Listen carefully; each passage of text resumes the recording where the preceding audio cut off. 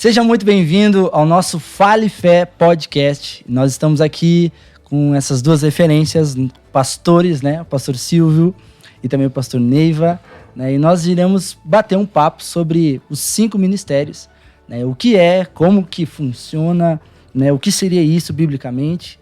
E a gente está muito feliz. E vocês querem dar alguma palavra de início? Não uma sei, saudação. Uma saudação. Muito bom, né? Um prazer estar aqui de novo, né?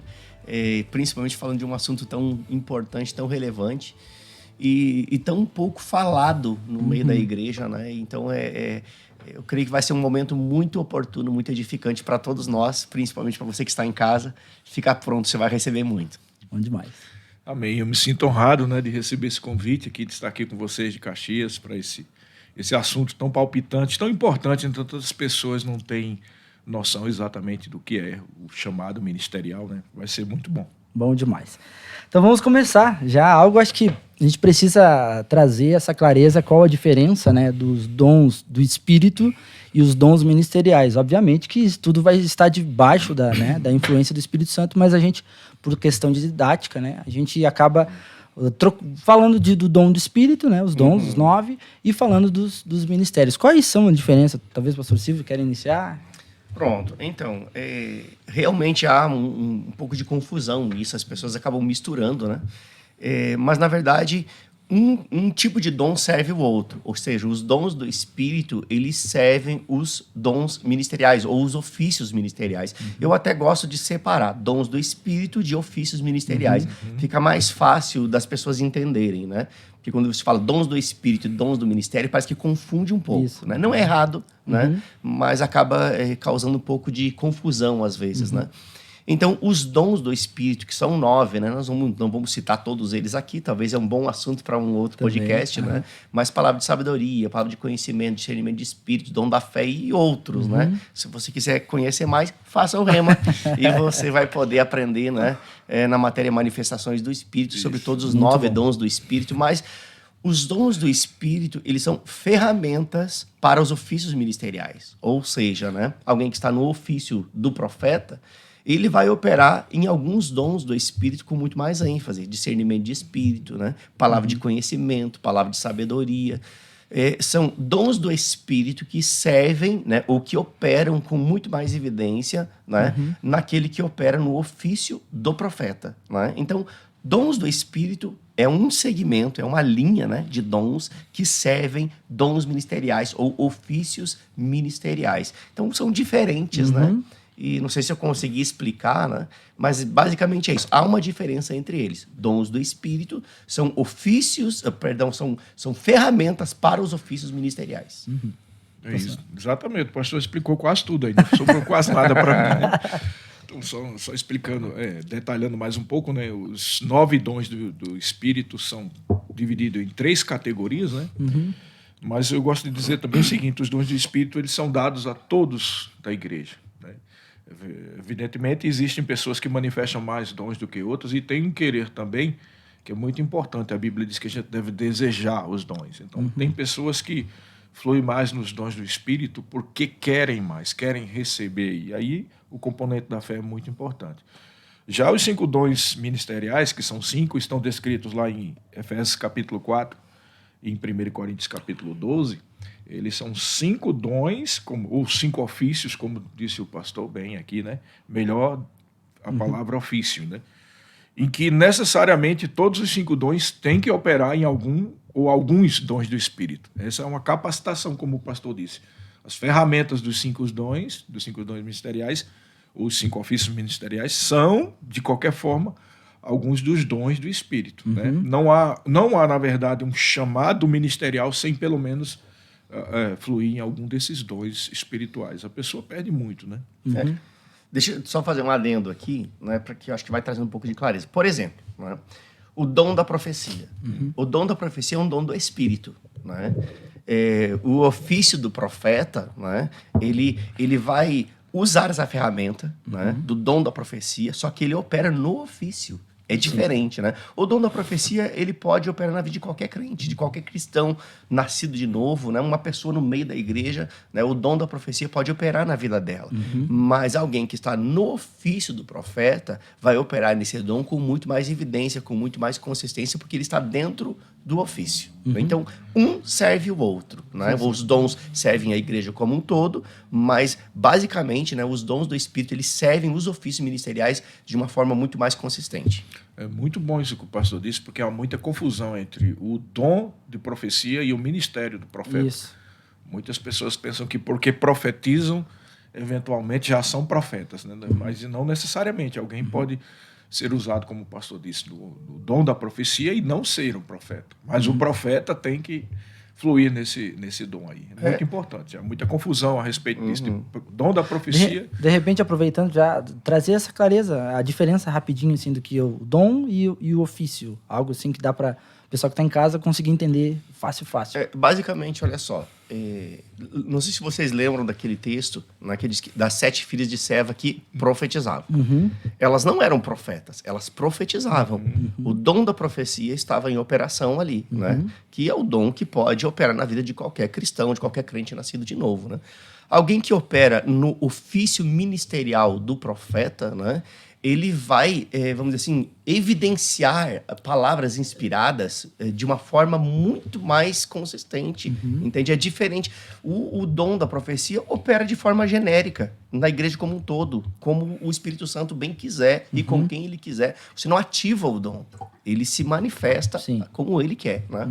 Mas alguém que opera no ofício é como se fosse alguém, vamos dizer assim, que tem um know-how, uma experiência, uma expertise nisso. Claro que não é dele, vem do Senhor, entende? Mas ele foi chamado para isso. E porque ele foi chamado para esse ofício, para esse ministério, vai operar nele de uma forma extremamente mais consistente. Não quer dizer que ele é um guru, não quer dizer que ele é um vidente, até mesmo porque na velha aliança o profeta era chamado de vidente. Né?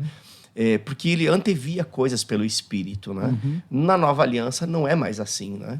Ele é um profeta que fala por inspiração divina, é diferente, né? E tudo que um profeta fala, ele vai ter que ter concordância com aquilo que já está escrito, né? Um profeta, ele não pode falar algo que destoa da palavra de Deus. A palavra é o balizador para você julgar a profecia, né? Então, nós não vamos julgar o profeta, mas julgamos a profecia para entender se aquela profecia, de fato, é bíblica mesmo, né? Não sei se eu consegui explicar, mas basicamente é isso. Bom demais. Uma segunda pergunta temos aquele versículo, né, fundamentado sobre os apóstolos e profetas. Né? Espiritualmente falando, agora na nova aliança, como entender esse versículo? Esse versículo está falando sobre que apóstolos e profetas ainda fundamentam a igreja ou que aquilo aconteceu lá atrás e a partir daquilo que aconteceu está o restante fundamentado? Não sei se eu fui claro. É exatamente isso que você disse. A gente precisa entender algumas coisas que as pessoas desconsideram na palavra de Deus. A questão cronológica. Algumas coisas foram para aquela época e outras coisas estão agindo até hoje. Grande parte do que foi dito na Nova Aliança ainda está funcionando hoje.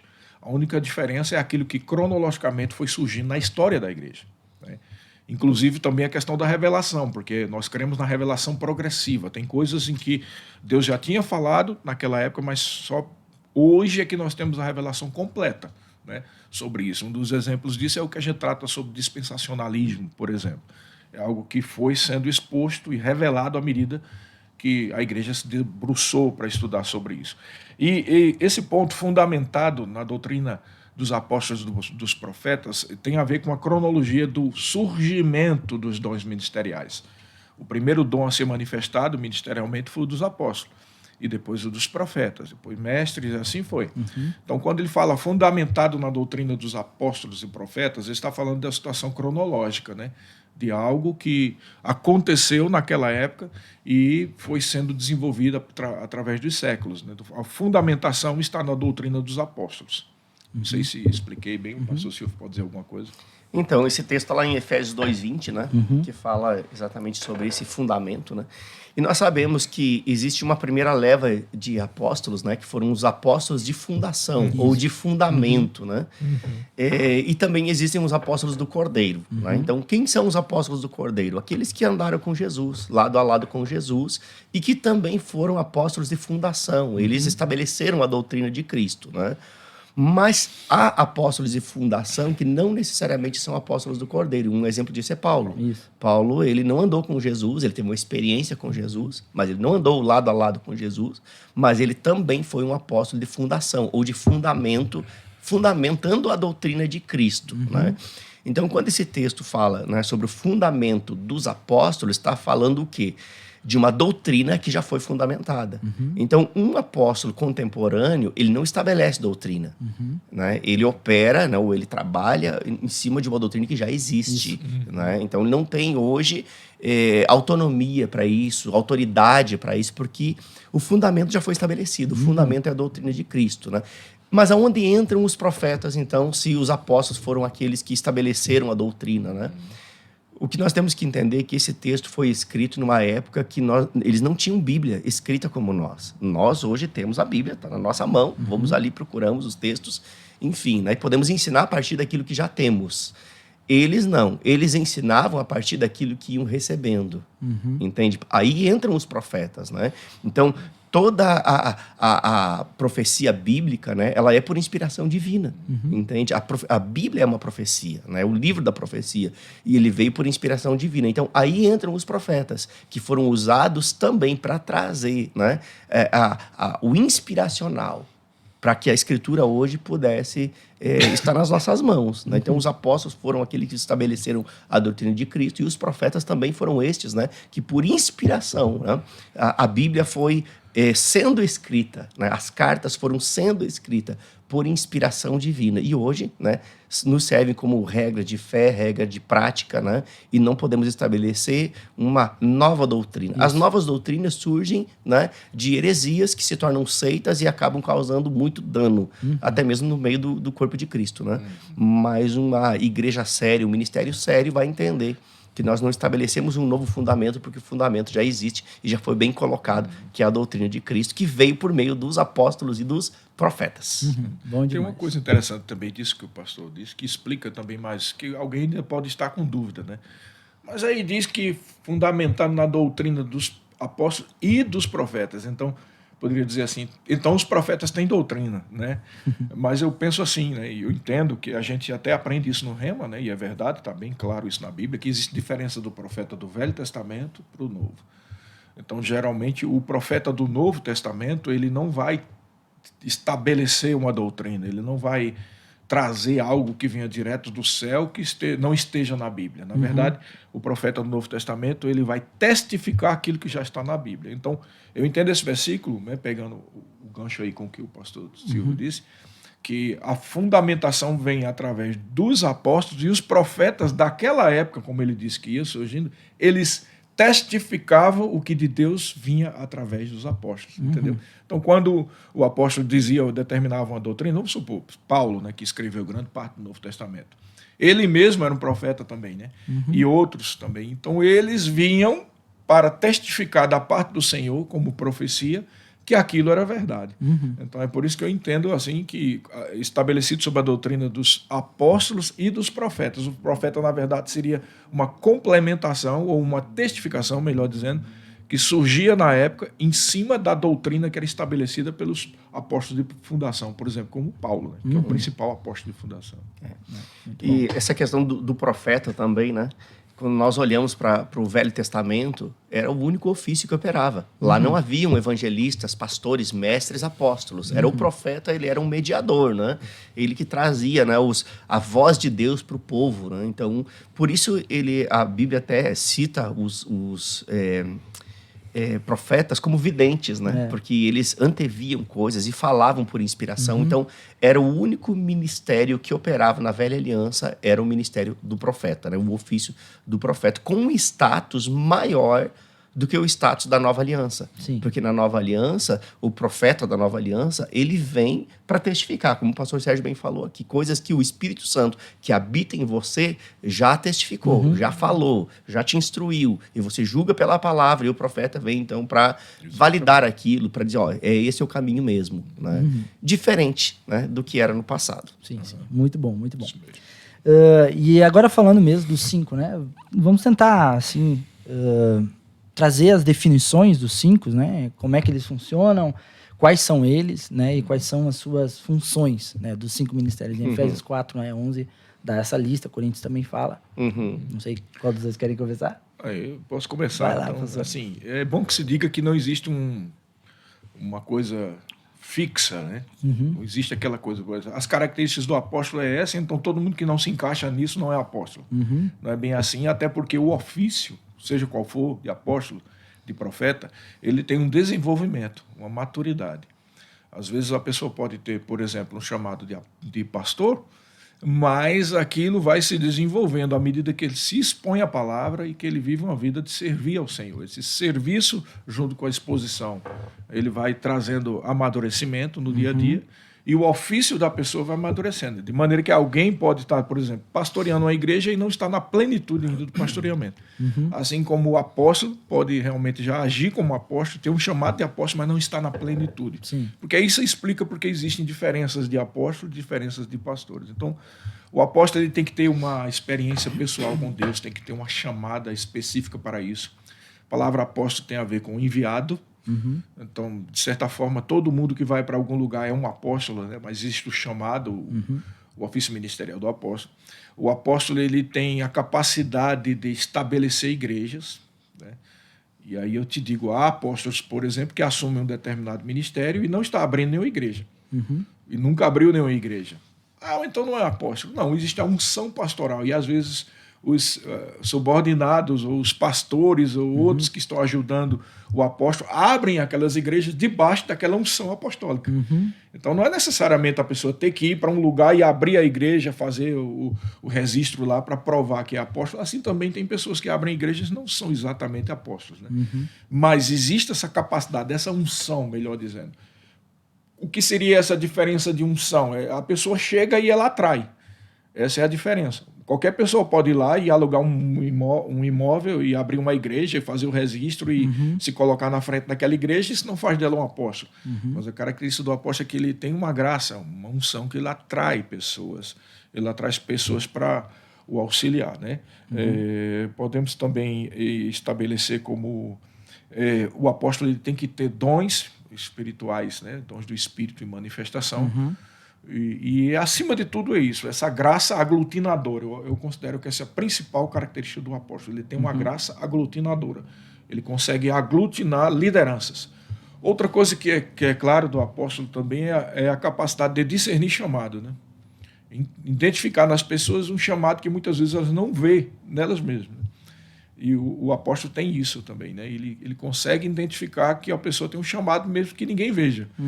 Isso é também uma outra característica do apóstolo. Não sei se a gente vai por parte, o pastor Silvio quer falar alguma coisa do apóstolo também. Acho que vão complementando o outro. Senão eu vou demorar muito falando de cada um. Não, vamos Não, mas tranquilo. Eu só quero pegar aqui um gancho, né? Que quando se fala de apóstolo, existem alguns segmentos, né? Algumas linhas de pensamento que dizem que os apóstolos, o chamado apostólico, o ofício, o ministério do apóstolo acabou. Eram apenas os apóstolos de Jesus Cristo e hoje não existe mais. Isso é uma doutrina que está sendo impregnada, né, e que tem ganhado força muitas vezes, né?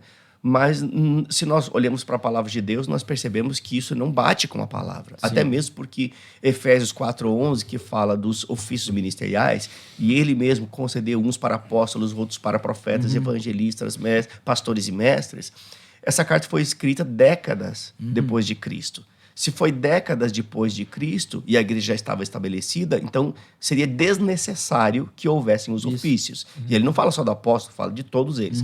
E o texto ele diz o motivo pelo qual foram estabelecidos, e ele mesmo estabeleceu, né? Para a edificação do corpo, né? Até que todos cheguemos à unidade da fé. Ou seja, quando é que todos nós vamos chegar à unidade da fé? Quando a igreja for arrebatada. Até lá, tem né? Tem fé de mais e fé de menos. Tô brincando, né?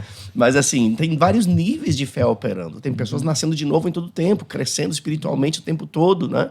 Então, assim, até que todos cheguemos à unidade da fé vai ser justamente quando a igreja for arrebatada daqui, for ao encontro do Senhor nos ares, né? Até lá, os ofícios ministeriais, inclusive do apóstolo, né? Eles serão necessários para conduzir a igreja a essa edificação, a essa maturidade, né? Esse crescimento espiritual. Aí entram o papel, né, dos ofícios ministeriais, inclusive do apóstolo. É porque há bastante dificuldade em algumas pessoas entenderem isso. E também o exagero também, né? Em contrapartida, tem pessoas que não acreditam e tem outros que acreditam tanto que viram um exagero e quase uma idolatria. Na verdade, assim, essa questão do exagero, né? Eu creio que todo extremo é beira, né? Todo extremo é perigoso. Quando você anda nas beiras, né? O melhor lugar para você andar numa estrada de terra em dia de chuva no meio. Não é nem de um lado nem do outro, né? E a Bíblia é um livro que nos leva para o equilíbrio o tempo todo. O que aconteceu é um advento, né, apostólico de algumas décadas atrás, nem algumas não, talvez uns 20 anos para cá, que isso começou a florescer e de uma forma totalmente assim antibíblica. É como que uma disputa por poder e até uma busca por posições de reconhecimento. Né? Então, era como se fosse um plano de carreira. Né? Eu começo como um diácono, aí passo a ser um evangelista, depois passo a ser um pastor de congregação, depois um pastor presidente, e depois eu abro mais uma igreja, e daí eu passo, né, tal, aí viro apóstolo. Não, você não vira. O dom é algo que Deus te dá. Exatamente. Você pode transicionar, ok. Mas não é um plano de carreira. Né? O dom é Deus que dá. Né? Então, nada que nós façamos vai nos tornar aquilo que Deus não quer que sejamos. Exatamente. Entende? Então, o que aconteceu foi isso. Os extremos. Né? Houve uma busca obstinada por posições de reconhecimento e isso desvirtuou um pouquinho, né, aquilo que é o propósito de Deus e que está bem claro nas Escrituras. Então, apóstolos, eles foram necessários, são necessários, mas quem dá o chamado é o Senhor. Ele é evidenciado através dos frutos. Né? Então, nós vemos isso há um tempo atrás, alguns movimentos, né, que convidavam pastores de determinada região para um evento, né, e os convidavam para estarem debaixo da sua cobertura. Né? E por estarem debaixo da sua cobertura, eu tenho 30 igrejas que estão debaixo da minha cobertura. Eu sou né? apóstolo então, dele. eu sou apóstolo. Mas não, o apóstolo, ele implanta o trabalho, ele fundamenta o trabalho, ele levanta líderes, treina líderes, né? E estabelece um governo que não é ele, é o pastor. E então ele fica mentoreando, ele fica ali como alguém que dá um suporte. E ele não se torna o manda-chuva da igreja, entende? Esta é a forma bíblica de exercer o apostolado. Contrário dessa onda, né, que aconteceu aí nesses últimos anos, uns 20 anos para cá, né, que causou muito estrago no meio do corpo de Cristo. Por isso, tantas pessoas têm aversão. Quando você fala em chamado apostólico, algumas pessoas elas já se bloqueiam na hora, porque foram feridas, machucadas, usurpadas, né, por esse vento de doutrina que estabeleceu, né, o ofício apostólico como um plano de carreira que deve ser buscado a qualquer custo. Exatamente, é isso que o pastor Silvio disse, está correto. O apóstolo ele não é superior aos outros dons. Isso algumas pessoas têm dificuldade justamente por causa dessa mentalidade de plano de carreira. Eu acredito que hoje é o grande problema da nossa igreja. Quando eu digo igreja, é a igreja de Cristo, no total. O grande problema da igreja hoje em dia, né, algumas pessoas identificam determinados setores, amante de dinheiros, amantes de si mesmo e tal. Mas a verdade é que o problema da igreja atual é extrema ocidentalização que ela sofreu, né? E que não é percebido pela maior parte das pessoas.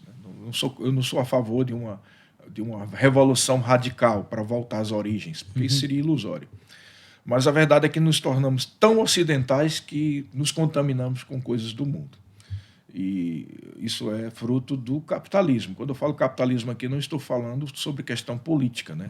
Até porque eu me coloco como capitalista, eu sou capitalista. Né? Mas eu falo do capitalismo no sentido da raiz do capitalismo. Existe capitalismo, antes de tudo, para se buscar o lucro, ou se buscar um objetivo pessoal. E aí é onde está o grande problema. Porque cristianismo não é buscar os objetivos pessoais. Cristianismo tem a ver com buscar o bem do próximo. Isso mesmo.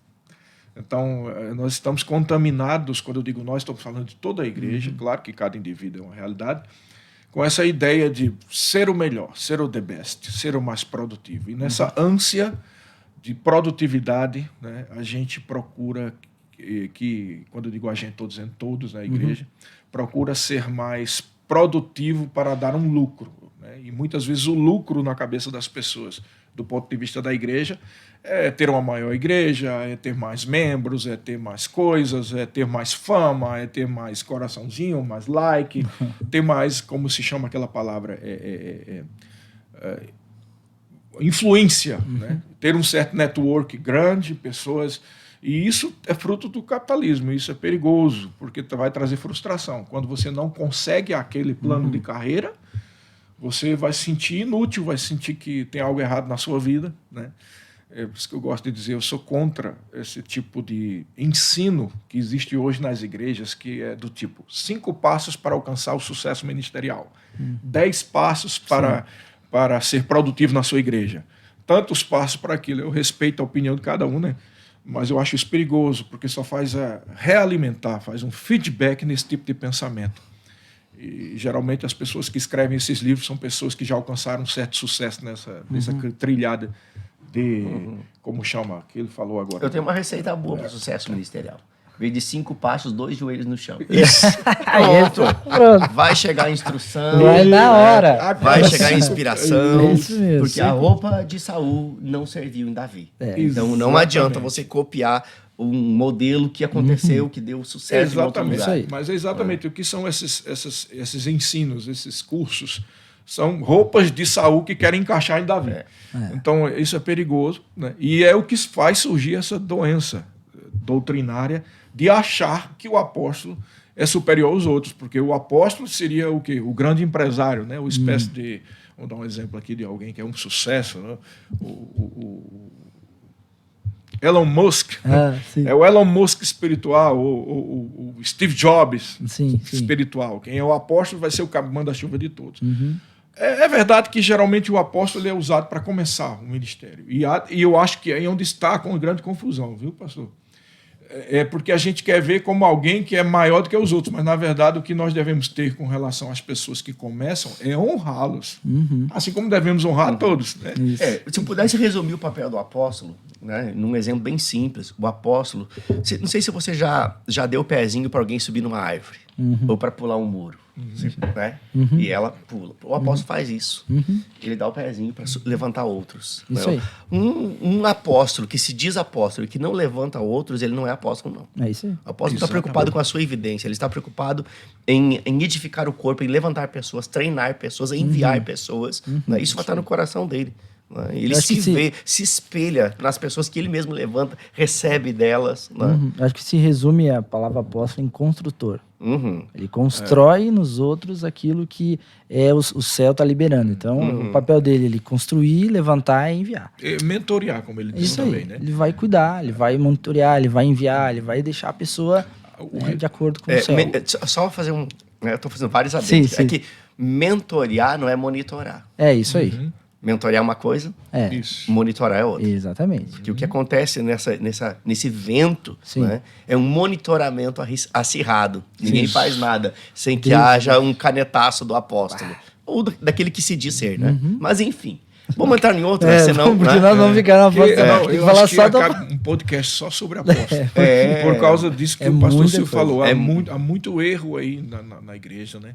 E dá para falar muita coisa sobre apóstolo. Nos erros e nos acertos. Eu creio que aqui a gente está fazendo um pano de fundo para construir aí, começar a construir algo. Assim. Exatamente, né? Então vamos para o segundo. A gente só falou do apóstolo. Né? Tem o profeta também, né? O profeta é alguém que fala por inspiração, né? O profeta ele tem que ter pelo menos 2 dos dons de revelação, né? Palavra de conhecimento, palavra de sabedoria e discernimento do Espírito. Né? Ele tem que ter pelo menos 2 desses em operação, além do dom de profecia, que é o que a gente falou aqui. Né? o profeta, ele não... Uma coisa muito interessante que as pessoas às vezes erram, principalmente novos convertidos, né? Quando vê alguém que está no ofício do profeta, procurar ele como vidente, né? Sim. Tem alguma palavra para mim hoje? Sim, pega a Bíblia. A palavra vem do Senhor, não é assim. Não é assim, vamos aí, aciona, não é bola de cristal. Né? Que aí seria o feiticeiro, e um profeta não é um feiticeiro. O profeta é um homem de Deus, uma mulher de Deus que é usado por inspiração, né?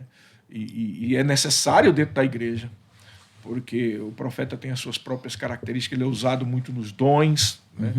Existe essa fragilidade também, essa, vamos dizer assim, infantilidade e falta de maturidade de algumas pessoas, principalmente quem é novo convertido, que está chegando na igreja, de achar que Deus só opera pelo profeta, pelos outros não age, né? Então Deus não age pelo pastor, só age pelo profeta. Por quê? Porque ele está vendo o sobrenatural em ação, né? Naquele momento, a palavra, a profecia, vamos dizer assim, os mistérios de Deus, né? A revelação que está vindo ali, palavra de sabedoria, coisas relativas ao passado da pessoa, coisas relativas ao futuro, ao presente, ou uma visão de anjos, ou alguma coisa desse tipo. E aí o novo convertido tem a tendência de achar isso aí, por ser sobrenatural, Deus só age através da profetisa fulano de tal. Deus só age através do profeta. Aí se torna um guru, né? Exatamente. Rapaz, posso polemizar um negócio? Vai. Só fica mais próximo. Eu gosto de polemizar, rapaz. Eu gosto de polemizar. Deixa eu fazer uma pergunta. Não é? Eu sei que você está fazendo, né, a mediação aí, mas só para... Agora ele quer fazer pergunta para mim. Não. Eu vou fazer uma pergunta para mim mesmo responder. Tá. Só para jogar uma poeira aqui e tornar o negócio mais interessante. Né? Tudo que um profeta vai falar vem de Deus? Sempre vem de Deus? Não. Um profeta, ele pode falar por inspiração maligna, mesmo sendo um profeta de Deus? Pode. Deixa eu usar primeiro alguns exemplos bíblicos aqui, para a gente não sair falando coisas sem ter fundamento. Né? Lembra de Pedro? Pedro teve a revelação de quem era Jesus. Tu és o Cristo, o Filho do Deus vivo. Né? E Jesus dá um elogio de Torá para ele, né? Diz, pai, isso não foi carne nem sangue, mas foi, né, o meu próprio pai que revelou isso para você. Né? Então você teve uma revelação do céu aqui. Você entendeu que, de fato, eu sou o Cristo, o Filho de Deus. Ok. Passam-se alguns versículos. Não é nem capítulo, não. Versículos. E o mesmo Jesus diz para o mesmo Pedro, arreda-te de mim, Satanás. Pedro era Satanás? Não. Mas a influência que estava nele naquele momento era. A influência que estava versículos antes, quando ele teve o entendimento de que Cristo era o Filho do Deus vivo, né? Ali era a influência do céu, ali era a influência de Deus, ali era a influência do próprio Espírito de Deus. Passam-se versículos e troca a influência. É o mesmo Pedro operando debaixo de outra influência. E aí ele é repreendido pelo mesmo Cristo que o elogiou e diz, arreda-te de mim, Satanás. Era a influência, não era Pedro. Né? O que eu estou querendo dizer com isso é que podem existir extremos no meio da igreja. E quando eu digo meio da igreja, eu quero que vocês entendam que nós não estamos aqui sendo partidaristas ou puxando brasa para o nosso assado. Nós, enquanto igreja Verbo da Vida, não somos a última Coca-Cola do deserto, não. Tem muita igreja boa por aí. Nós sabemos disso. Mas nós fazemos parte das igrejas boas. Isso aí. Ponto. Né? Fazemos parte desse leque de igrejas boas, que eu digo igrejas boas, igrejas que ensinam a palavra como ela é, sem torcer nada, né? Sem misturar água no leite. Isso. Né?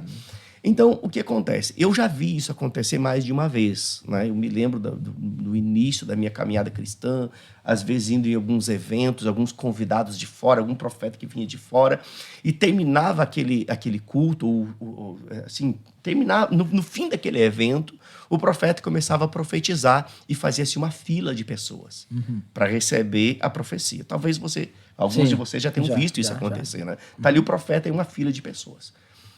E o que acontece com isso? Havia uma expectativa nas pessoas de ouvir uma palavra de Deus, porque ele é o profeta, ele é o homem de Deus. Só que a profecia vem por inspiração divina e não humana. Se ela vem por inspiração divina, ela vem para quem Deus quer falar alguma coisa. Exatamente. E será que Deus quer falar com todas as pessoas que estão naquele ambiente de forma profética? Será que aquilo que foi ministrado naqueles 50 minutos ou uma hora antes não tocou cada um deles? Então, não, é muito improvável que Deus vá falar por meio do profeta com todas as pessoas que estão numa fila esperando receber uma profecia. Aí acontece algo. o profeta ele fica numa situação constrangedora. Porque ele pode estar dando uma palavra profética inspirada por Deus para o José. Estou usando o nome fictício aqui, né? Mas atrás do José está o João. E não tem nenhuma palavra de Deus para o João. A palavra de Deus veio para o José. Mas o João está na fila. E ele se sente na obrigação de entregar uma palavra para o João. Porque ele entregou uma para o José e o João está esperando. Né? Como ele não tem nada da parte de Deus, né? E ele se abre para algo que não vem de Deus, porque afinal de contas ele tem que cumprir uma obrigação, que é entregar uma profecia, ele se sente na obrigação e ele vai acabar se abrindo para ouvir vozes que não são do Espírito de Deus, porque Satanás é o Deus deste mundo. Ele é o Deus Deus com D minúsculo, Sim. né? Ele é o Deus deste mundo, o Deus deste século, com D minúsculo. Existe uma influência dele nesse mundo. E quando o profeta ele vai profetizar para alguém que Deus não tem nada para entregar para ele, né? E ele se sente na obrigação de entregar uma palavra, ele vai se abrir para vozes que não é a voz de Deus. E por isso, muitas vezes, vai falar coisas que são particulares daquela pessoa. E a pessoa vai entender como que Deus falando com ela. Porque falou coisas muito particulares. Mas aquilo que ela ouviu através do profeta não foi Deus que falou. Por quê? Porque simplesmente aquela pessoa está na fila esperando e o profeta se sente obrigado a entregar. Afinal de contas, se ele não fizer isso, ele pode ser descredibilizado diante daquele público. Então, ele se sente na obrigação de entregar uma palavra. E aí entra o espírito do erro. Aí entra o espírito do engano. Aí entra o espírito do anticristo, para causar confusão no meio da igreja. Exatamente. E eu sei que o que eu estou falando aqui está falando diretamente com algumas pessoas que estão nos assistindo. Eu sei disso. A gente está aqui num outro ambiente, mas eu percebo no meu espírito isso. Que o que eu estou falando aqui está trazendo respostas a pessoas que estão assistindo, que já passaram por situações como essa e que não sabiam o que estava acontecendo. Portanto, agora você sabe. Alguns receberam a palavra de Deus, outras não. Outras foram inspirações demoníacas que vieram para causar confusão e estrago no meio da igreja e muitas vezes para causar uma idolatria ao profeta. Isso. Entende? Exatamente, isso que o pastor Silvio já abre um leque para uma outra coisa que é importante, né? Porque, como ele disse, enquanto eu estava falando, eu percebi no meu coração que existem pessoas que têm dom, o ofício do profeta, e talvez estejam nos assistindo, isso vai ajudar, e outras pessoas que receberam também profecias e estão com dúvidas até hoje, como ele disse, isso termina fazendo com que a pessoa tenha uma barreira contra esse ofício, né? Não deveria ser assim. O problema reside nesse mesmo texto que o pastor falou sobre o Pedro, né? Como é que Pedro pode ser... Não foi... Ele diz que foi o Senhor, o Pai, que revelou aquilo, por isso que diz sobre esta pedra será edificada a minha igreja. Jesus disse isso. E logo depois ele diz, arreda-te de mim, Satanás. E como o pastor Silvio disse, era Pedro Satanás? Não. Mas o que é bastante interessante e esclarecedor é que a gente começa a observar sobre essa questão de influência. Satanás encontrou lugar em Pedro. Como é que Satanás encontrou lugar em Pedro? Momentos depois do Espírito do Senhor ter encontrado lugar. A explicação está naquilo que Jesus Cristo diz. Ele disse que era necessário ele ir para Jerusalém e ser traído e ser crucificado. E aí, quando é que Pedro é usado pelo diabo? Quando ele diz, de maneira nenhuma, Senhor. E vamos mais profundo. Por que é que Pedro disse de maneira nenhuma? Não é que ele ficou possesso por um demônio e o demônio, vamos frustrar essa... Não foi isso. O cuidado, o amor, o desejo de Pedro que o mal não acontecesse com Jesus foi que abriu a brecha. Aí agora que complicou, né? Peraí, eu estou querendo fazer o bem e por isso ser usado por um espírito maligno. É aí onde a gente entra no outro ponto e um link com outro texto que está lá em Gálatas, no capítulo 5, quando fala da carne e do Espírito. Aqui no versículo 16 diz assim, digo, porém, andai no Espírito e jamais satisfazeis os desejos da carne. Porque a carne milita contra o Espírito e o Espírito contra a carne, porque são opostos entre si. Olha bem o que diz no final. Para que não façais o que porventura seja do vosso querer. Então, há um perigo muito grande quando a gente quer algo que, na verdade, não estamos nos deixando ser influenciados pelo Espírito de Deus, mas pelo Espírito daquilo que a gente quer. Isso. Então, Pedro queria que Jesus não tivesse de passar por aquilo.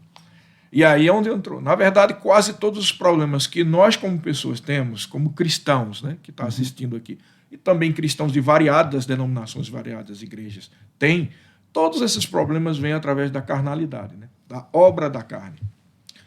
E o profeta, como até bem explicou aqui, um exemplo aqui que o pastor Silvio colocou, que acontece muito, o profeta ele vai ministrar. E acontece isso, ele tem a palavra, como ele disse, para o José, mas não tem para o João. O que é que ativa que o espírito do engano entre? O desejo de José de dar um bom serviço como profeta, ou também o desejo de José de ver o coitado do profeta, de ver o coitado do João lá chorando na fila, e não ter nenhuma palavra. Aí é fácil dizer, eis que estou contigo, e a pessoa vai chorar mais ainda. E aí parece que é Deus, mas na verdade é aquela vontade de ouvir algo junto com aquela necessidade de se dizer algo, né? Isso entra no terreno da carne. Isso é uma grande advertência para todos nós, lideranças e não líderes, 5 dons ministeriais ou dos socorros. A gente tem que ter muito cuidado, porque o que é que está influenciando a gente? É o nosso desejo de fazer, de ser ou de mostrar alguma coisa, ou é realmente o Espírito de Cristo? E isso vai diretamente no ponto do profeta. O profeta é alguém que é inspirado pelo Espírito, mas ele tem que ter muito cuidado. Na verdade, eu vou ser sincero com você.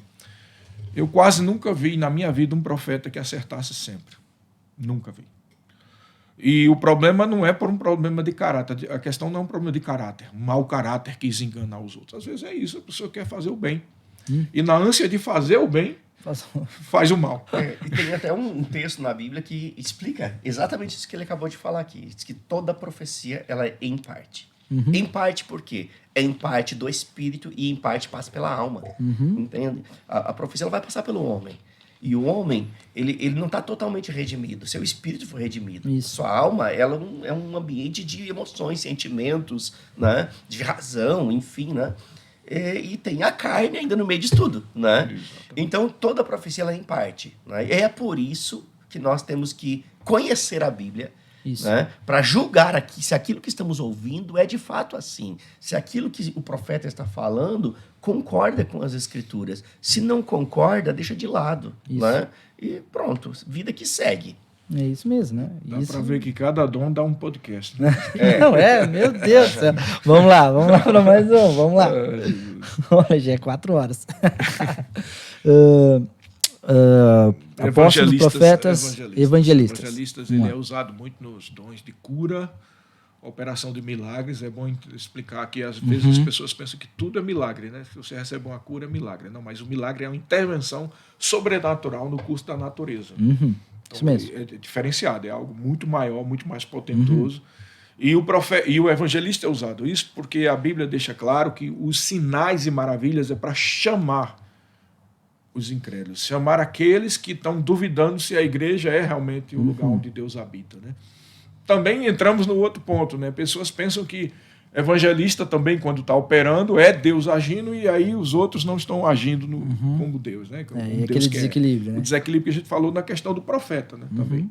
Mas o evangelista ele tem também outra coisa, né? Além desses dons de curar e de coisas grandes, sobrenaturais, ele tem também aquele desejo dele, pessoal, de sempre cumprir o ID. E aí, falando de ID, eu já quero aproveitar para dizer outra coisa que muita gente erra, né? Inclusive, principalmente pessoas que são missionárias ou que são evangelistas, têm a tendência a puxar a sardinha para o seu lado, né? E dizer que se não cumprir o ID, está todo mundo errado. Se não for... Mas acontece que o ID ele é composto por 2 partes. Ide por todo mundo, né? Pregar o evangelho e fazer discípulo. Não se pode pregar o evangelho sem fazer o discípulo. E fazer o discípulo, aí entra apóstolo, entra pastor, entra mestre, entra todo mundo. Então, o ID não é só ir para um outro país ou ir para as ruas ou para os hospitais. O ID também é fundamentar, e aí entra a inter-relação dos outros dons ministeriais. Mas o evangelista ele tem isso, ele quer ir para as ruas, ele quer ir para os hospitais, ele quer ir para outro país, ele quer multidões, e não é tanto porque ele quer ser melhor do que todo mundo, mas é porque há dentro dele arde o chamado de trazer mais vidas para Jesus. É bom que se diga que os 5 dons ministeriais, vamos botar aqui bem claro, como o pastor Silvio disse, a questão muitas vezes é que falta equilíbrio. Isso. A gente tem que ter o equilíbrio de entender que todas essas características todo crente tem e deveria ter. Então, todo mundo quer que haja igreja, que abra-se igreja. Todo mundo quer orar, todo mundo quer evangelizar, né? Pelo menos aqueles que nasceram de novo e têm a natureza de Deus. Mas a diferença é que aqueles que estão no ofício, ele tem isso com mais insistência, com mais profundidade. Intensidade, né? Intensidade, né? É como reticência, é uma coisa que não para, aquilo vai se repetindo, aquele queimor por mais vidas. Isso é típico de um evangelista, né? E isso é uma característica deles. Sinais, maravilhas, essa vontade de trazer pessoas para Cristo, que todos os crentes devem ter, mas o evangelista tem isso com maior insistência. O maior exemplo do evangelista que a gente vê na Bíblia é de Filipe, né? Diz que as multidões ouviam, admiradas, o que Filipe falava. Por quê?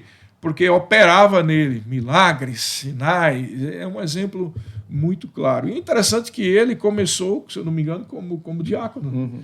Né? Então, isso é outro ponto interessante. Os chamados, eles não é a gente que deseja, é eles que vão surgindo. O que vai fazer alguém perceber que tem um chamado, eu acho que até você pode fazer essa pergunta depois para a gente, o que vai fazer perceber que você tem um chamado é que aquilo vai surgindo dentro de você. Não é algo que eu vou fazer um curso de apóstolo, um curso de profeta. Não existe isso. Né? Existe, na verdade, isso que brota dentro do coração da gente. Então, é como se diz, o chamado que a pessoa tem vai surgir naturalmente dele. Fazendo. Vai fazendo, operando, servindo. E interessante de Filipe, né? Filipe, esse texto que ele falou, as pessoas, elas viam e ouviam. Elas viam, porque sinais aconteciam. Isso. E elas ouviam o que ele dizia e viam os sinais. E ficavam, assim, atentas àquilo que estavam presenciando ali, né? Mas Filipe tinha algo, sensibilidade para ouvir o que Deus falava com ele. Isso. A ponto que ele não se deixou levar pela vanglória de ter milhares de pessoas assistindo às suas preleções. Isso. Entende? Né? Ovacionando ele pelos milagres que eram realizados. Ele para tudo, né? E ele vai atrás de uma pessoa. Né? Por quê? Porque o Senhor falou com ele. Vai. Né? E ali nós conhecemos a história, né, daquele eunuco que foi salvo, né? Porque Filipe explicou, né, aquilo que ele não entendia. Você entende o que você lê? Né? E eu quero aproveitar o gancho de novo, né? Porque dos ganchos. aquele né, eunuco ali, né, uma pessoa encarregada de todos os tesouros, né, da rainha, estava lá voltando, né, de Jerusalém e lendo o profeta Isaías e Filipe pergunta, você entende o que você lê? E ele diz, como eu posso entender se ninguém me explica? Ele estava lendo a Bíblia, lendo as Escrituras, na verdade, né? Lendo o livro, o rolo do profeta Isaías. Mas ele não tinha entendimento. Isso quer dizer o quê? Que muitas vezes, e eu era um desses, que eu lia a Bíblia e não conseguia ter clareza acerca daquilo que eu estava lendo. Né? Eu tinha muitas informações desconexas, mas alguém se dispôs a ensiná-lo. Né? O que eu quero dizer com isso é que talvez pessoas que estão nos assistindo estão vivendo essa realidade. Já leram a Bíblia uma vez, 2 vezes, 3 vezes, mas não conseguem ter a compreensão. E eu faço uma pergunta para você. Você entende o que você lê? Né? E talvez você diga, mas quem vai me explicar? O Rema vai te explicar. Né? Faça o Rema e você vai ter lá 24 matérias para você aprender a Bíblia de capa a capa. Né? E todas as informações elas serão encaixadas como um grande quebra-cabeça e a imagem vai ficar prontinha no final dos 2 anos. Bom demais. Exatamente. Eu falo a respeito do evangelista, eu digo que ele é o recrutador, né? Então ele recruta as pessoas. E é interessante o que o pastor estava falando, né? A respeito de multidões, né? Porque às vezes quando se fala em evangelismo, se lembra de grandes evangelistas que atraíam multidões. Só que antes de atrair a multidão, tem que atrair uma pessoa, no mínimo. Então começa com 1, com 2, com 3, e o alvo não é as multidões, o alvo é os corações. Isso. Né? E aí muda totalmente a figura. Aí você se torna aquilo que você está fazendo dia após dia, né? Tem um ponto interessante que alguém um dia desse veio me perguntar sobre a questão dos dons do Espírito Santo de orar em línguas, por exemplo. Não é o assunto aqui, mas essa pessoa falou que o evangelista Billy Graham, ele não acreditava e ele não orava em línguas, né? E aí eu disse, como é que pode isso? Aí eu vou falar também na questão dos sinais, que o Billy Graham não operava com isso. Como é que pode? Né? Alguém pode estar com essa dúvida. E aí é onde entra no outro ponto interessante, né? Que nós não estamos aqui só falando a vamos dizer, a papinha. Nós estamos entrando mais profundo, né? Alguns assuntos que a gente tratou aqui, inclusive essa questão sobre o episódio de Pedro.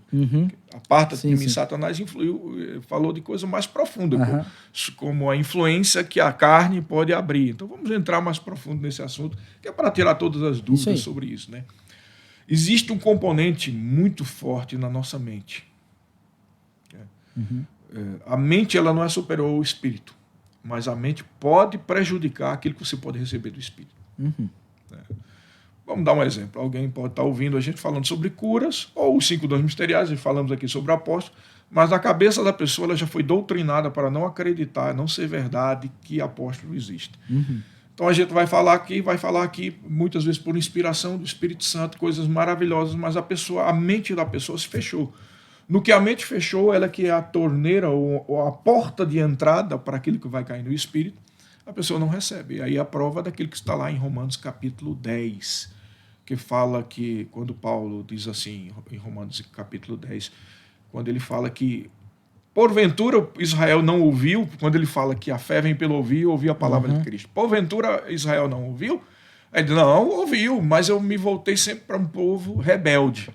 Então a rebeldia e a teimosia mental de Israel fez com que a fé nada produzisse nele. Aliás, a palavra não produzisse fé. Então a palavra, quando você ouve, ela só produz fé quando você abre o coração. A sua mente tem que estar aberta para você receber daquela palavra e aquilo produzir fé. Então vamos ao ponto aí do Billy Graham. Se ele foi doutrinado, se ele fez todo o curso de teologia dele, não acreditando que havia batismo do Espírito Santo com orar em línguas, bem como não havia necessidade de operar sinais e maravilhas, o dom está dentro dele, mas ele pode ser amortecido pela incredulidade que está dentro dele por causa da mente dele. Então ele desenvolveu bem a necessidade de pregar o evangelho e que todos, pela unção do Espírito Santo, iam ouvir a palavra e iam nascer de novo, e aquele id, aquela impetuosidade dele, aquela determinação, fez o dom, o ofício ministerial dele operar. Mas aquela parte onde se refere aos milagres, aos sinais, até também a questão da oração em língua, ficou amortecida, porque naquele ponto ele extinguiu o Espírito, porque a sua mente se fechou para isso. Então é muito importante a nossa mente. A Bíblia diz que, lá em Romanos capítulo 12, 1 e 2, né? No 1 diz, rogo-vos, pois, irmãos, pela misericórdia de Deus, que apresentei os vossos corpos como sacrifício santo e agradável a Deus, que é o vosso culto racional. É interessante que a palavra racional lá é lógicos, no grego. Então, o que ele está querendo dizer, vamos fazer assim no português mais coloquial do dia de hoje.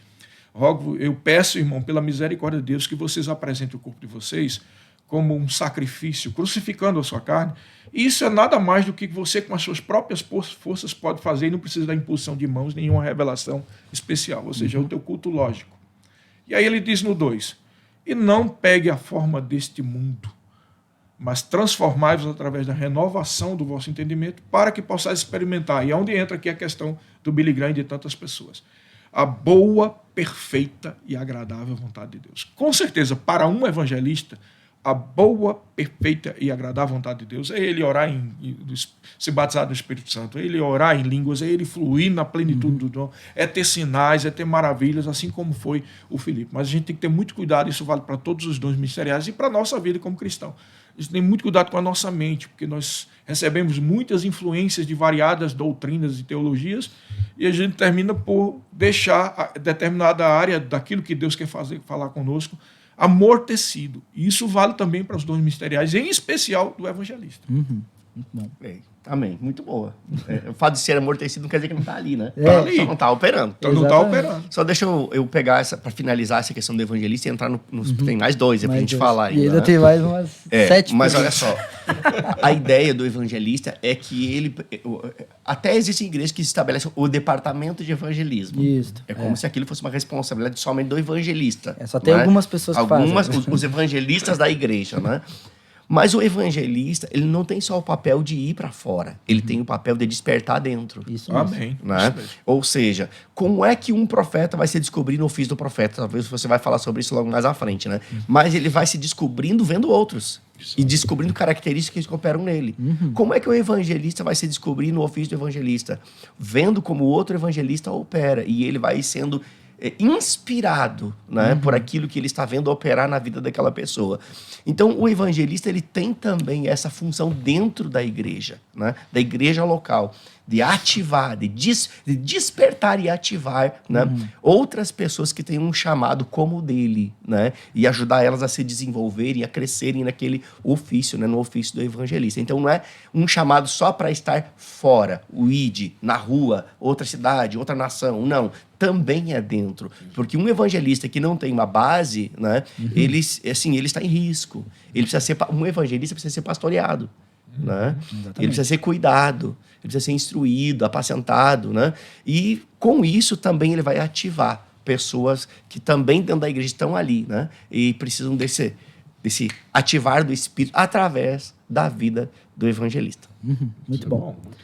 Só ali, eu acredito que seria bom a gente, como o pastor tocou, né, no quesito do Billy Graham, né, seria bom a gente deixar claro, né, o fato de ele não ter essa noção, né, esse entendimento, não trouxe um desabono para tudo aquilo que ele fez. De maneira nenhuma. É exatamente isso.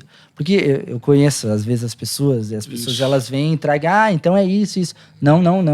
Ou pode parecer que a gente está desaprovando, Não, pelo contrário. Pelo contrário, talvez seja o maior evangelista que houve até hoje. Ele se especializou numa área. Exatamente. Não é que ele errou, ele focou em uma área. Exatamente. É como um médico. O médico ele tem N possibilidades de atuação, mas ele vai se especializar em algo. Exatamente. O que foi que ele fez? Ele se especializou em promover a salvação, propagar a salvação. Exatamente. É o que acontece, por exemplo, a gente precisa ter maturidade para entender isso. Isso né? mesmo. Não estou de maneira nenhuma dizendo que ele desabonou, que ele errou. Eu não diria isso. Mas é o que acontece, por exemplo, com as traduções das Bíblias. Né? Existem N traduções de Bíblias e cada uma vai ser resultado do que o tradutor acreditava. Então, a verdade é que ninguém está totalmente isento de alguma influência. Ninguém. Nem eu, nem você, ninguém. Cabe a todos nós, né, buscar mais do que tudo, buscar isso com todo o coração, sofrer ou receber somente a influência da palavra e do Espírito. Mas todos nós recebemos influências. Então, o fato do Billy Graham, por exemplo, ter tido essa influência, não quer dizer que ele estava errado, desabonou o ministério dele. Né? Pelo contrário, para mim, foi um dos maiores evangelistas. Né? Assim como não só Billy Graham, teve muitos outros evangelistas que também operaram em alguma área e em outra não. Né? Isso explica, por exemplo, a gente pode até entrar nisso também, pastor, por que alguns ministérios não reconhecem os 5, só reconhecem 2, você já viu? Ou a pessoa é pastor ou evangelista. Mas o fato deles não reconhecerem não quer dizer que o dom não está ali. Não está ali em operação. Então, o fato do Billy Graham não ter reconhecido isso não quer dizer que ele estava errado. Eu também não posso desabonar todas as igrejas que só reconhecem 2. Né? Eles poderiam ter recebido mais, mas a influência teológica da escola teológica deles fez isso. Aí receberam bem o que creram. Receberam bem o que creram. Então, eu gosto sempre de dizer o seguinte: a gente precisa ser maduro o suficiente para entender como é a mente de Deus. Pastor, isso é uma frase muito relativa, né? Muito abrange muito. Não, calma. O que eu quero dizer é o seguinte: como é que funciona a mente de Deus? Deus sabe que todos nós temos falhas. Deus sabe que todos nós temos características próprias, temos nossos temperamentos, nossa forma. Deus sabe também que nós recebemos influências variadas, né? De várias teologias, de várias opiniões, da minha história de vida. Mas a mente de Deus funciona assim, para resumir. Ele quer salvar pessoas. Ele quer abençoar, curar. Ele quer transformar, libertar pessoas. E ele vai usar você com a ferramenta que você dá. Isso aí. Então ele vai usar a igreja A com a ferramenta que ela dá. Se ela só reconhece 2, vai ser aqueles 2. Ele vai usar o Billy Graham com a ferramenta que o Billy Graham dava. Vai usar o Reinhard Banco com a que ele dá. Ele vai usar a mim com a ferramenta que eu dou. Entendeu? Então, qual é a ferramenta que eu dou? É aquela que eu me deixo ser usada. Isso. E aí é onde entra a questão da mente. O fato que eu te disse que a mente pode fazer a gente não usufruir de certas coisas, faz com que a gente dê uma ferramenta que poderia ser aquela chamada chave de boca, que lá no Nordeste chama chave inglesa. Né? Poderia ser chave inglesa, mas a gente está dando uma chave de fenda para eles. Né? Porque a gente não entendeu que Deus quer usar a gente muito mais nos dons em outras áreas. Então, assim explica por que algumas denominações funcionam e até multiplicam-se, mesmo não estando na plenitude daquilo que Deus quer. Amém. E nós também. Às vezes nós podemos estar à frente de uma igreja de 1.000 membros ou 2.000 e ainda assim poderíamos Ter mais. Ter mais, se a gente abrisse, pegasse essa cachola aqui e submetesse ela à palavra de Deus. E a questão do coração também, né? O coração de servir. Muito bom. Isso aí. Muito Amém. bom. Ô, Josias, só para não deixar nenhuma margem para pensamento errado aqui, né? De que a gente talvez esteja assim desqualificando, né? Se eu pudesse dizer o que Rei Auerbach fez, escolher a melhor parte. Porque é melhor alguém ir salvo e doente para o céu, porque lá o corpo é glorificado e não vai ter doença nenhuma, né? Do que ser curado e não ser salvo. Exatamente. Uma coisa não desabona a outra. Sim, O bom seria o pacote completo, né? Exatamente. Mas dentre a cura, a prosperidade financeira e a salvação. Pronto. Exatamente. Matamos a charada aqui, vamos pro outro. Porque, só finalizando, sabe por que isso é tão importante pegar nesse ponto? Porque eu já vi pessoas, até em outros podcasts, né, em outros canais do YouTube, falarem o seguinte: não existe dons do Espírito Santo. Se existisse, então aí cita, o Billy Graham não precisou disso, né? Ou não existe cura, não existe. Mas, irmãos, isso é você pegar só um ponto e tá desabonando todos os outros, né? Como o pastor Silvio disse aqui, uma coisa não desabona a outra, né? Não quer dizer isso, não prova. É igual alguém, uma vez eu vi um ministro dizer assim, que alguém perguntou para ele, o que é que significa ele levou sobre si as nossas enfermidades? Significa que Jesus pagou o preço pelas nossas enfermidades? Sabe qual foi a resposta desse teólogo? Ele disse, não, isso não é verdade, porque se fosse verdade a gente não ficava doente. Essa é muito superficial. É muito superficialidade, isso não quer dizer prova nenhuma, né? Então... é a mesma coisa, a questão de como a gente pode ser um potencial maior em Deus quando estamos sendo usado totalmente aquilo que Ele quer para nós. Bom demais. E os mestres agora, né? Sim. Ou o pastor, não sei qual que vocês preferem, o mestre ou o pastor primeiro, tanto faz. Na verdade, vamos juntar os dois? Eu acho que junta os dois, que são muito parecidos. Né? Na verdade, não são iguais, né? Sim, vamos são até assim, lá em Efésios 4:11 termina falando pastores e mestres. Parece que é a mesma coisa, mas não é. Né? Exatamente. Porque existem pastores que são mestres e existem mestres que não são pastores. Exatamente. Entende? Então, podem andar juntos, mas não necessariamente, né? Então, o pastor é aquele que tem uma aliança no dedo, né? Eu conheço pastores que não viajam, sabe? Só se for para tirar férias com a família, mas assim, né? Não viaja não. Ele prioriza ficar ali. Ele é tão conectado com a igreja que aquilo para ele é a prioridade, né? Então, o pastor é aquele paizão, né? Ele vai cuidar daquele rebanho não como sendo dele, né? Sim. Como alguém que se apropria do rebanho, não, né? Aquilo que está em 1 Pedro capítulo 5, né? Sim. Nós não devemos pastorear como que dominadores, não nesse sentido, mas como um pai que quer ver o bem dos seus filhos e quer cuidá-los de perto. Esse é o pastor, né? E o mestre é aquele que vai simplificar, né, o ensino da palavra. Por exemplo, né, ele vai conseguir extrair detalhes da palavra que talvez nenhum outro consiga, mas o mestre consegue. Quando você vê um mestre ensinando, rapaz, da onde ele tirou isso? Uai, da mesma Bíblia que a gente tem. Uai, falei mineiro, agora puxei a cultura mineirês. Mas, enfim, o mestre tem essa habilidade, sabe, de garimpar as pérolas da palavra, mas tornar ela fácil de ser entendida. Entende? Alguém que se acha mestre porque fala difícil não é mestre coisa nenhuma. Ainda bem que tocou nisso aí. O mestre, ele facilita, rapaz. Exatamente. Ele tem uma linguagem tão persuasiva, tão bem, né, articulada, tão bem, ela fala tão difícil, rapaz, ele usa umas palavras diferentes. Não né, entende rapaz, nada. Não entende nada, é uma forma de burlar a ignorância. Rapaz, vamos dar no meio desses caras, né? Fica tranquilo, pastor Sérgio. Aqui a gente tá no meio mesmo, viu? É podcast, mas dá na canela, dá na costela, né? E vai dando, até tomar jeito, né? Porque tem uns cabras que são assim. Eles acham que pelo muito falar, pelo falar muito bem elaborado, né? Usando palavras até difíceis de serem entendidas, né? Eles se apresentam como aqueles que são os sabichões da história. Aí entra na carne, né? Exato. Termina sendo usado pelo Espírito. O que o mestre vai fazer? O mestre ele vai garimpar, sabe, as pérolas da palavra e vai, sabe, ensinar de uma forma tão simples, mas tão simples que, sabe, a pessoa praticamente um analfabeto vai conseguir entender e o letrado vai conseguir entender. Esta é a habilidade do mestre. Não é tornar difícil de ser entendido, é facilitar. Jesus veio para facilitar e o mestre veio para facilitar o que já está fácil. Pronto. Exatamente. Eu considero assim, o verdadeiro mestre é aquele que não vai abrir lata de minhoca, né? Porque tem pessoas que fazem isso também, não só falam rebuscado, mas às vezes tem aquele negócio, abre uma lata de minhoca de uma coisa misteriosa assim, solta no ar e vai embora, para ver, esse é um mestre profundo mesmo. Quem pensou nessa coisa? Que ninguém entendeu nada. A verdade é que o mestre, ele é isso aí que o pastor está dizendo, né? Ele facilita, ele destrincha a Bíblia para todos, né? Mas a gente sabe que às vezes tem pessoas que abrem uma lata de minhoca, né?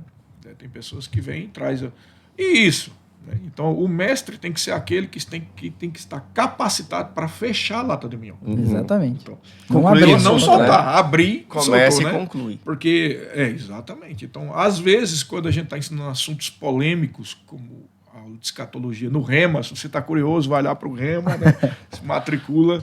E, às vezes, tem pessoas que levantam no intervalo, às vezes, perguntas polêmicas, né? Sobre escatologia.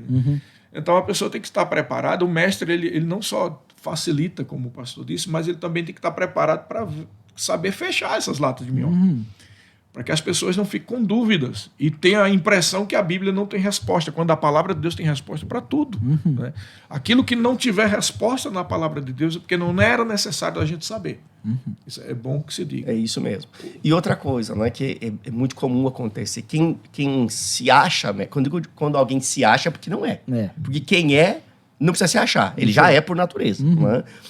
Mas quando alguém se acha ou quer se mostrar sábio de muitas coisas, ele tem uma tendência a garimpar novas doutrinas, novos ensinos, né, novas revelações, e acaba caindo no erro doutrinário, né, e até mesmo em heresia. Isso. E na Bíblia não tem nada novo. Né? Na verdade, não existe nada novo na Bíblia. O que tem de mais novo tem pelo menos próximo de 2000 anos. Né?